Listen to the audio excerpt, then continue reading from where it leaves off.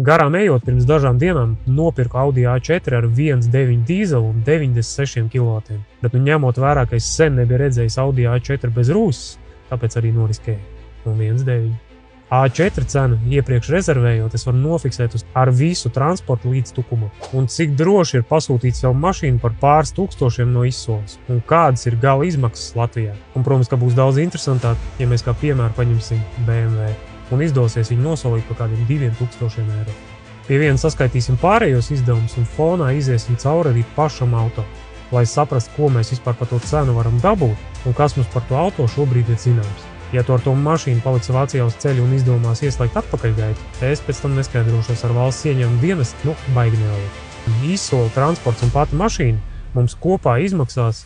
Protams, no šādiem pirmavotiem tās cenas bieži arī ir labākas nekā Mobile.de. Mēs to mašīnu varam braukt meklēt arī Mobile.de un braukt skatīties klātienē Vācijā. Un 3. dienā man jau būtu jāsāk piemaksāt jums. Tā kā visa šī stāsta morāla šajā kategorijā ir jāpērk tās mašīnas, savukārt BMW cena ar visiem izdevumiem mēs jau saskaitījām kopā.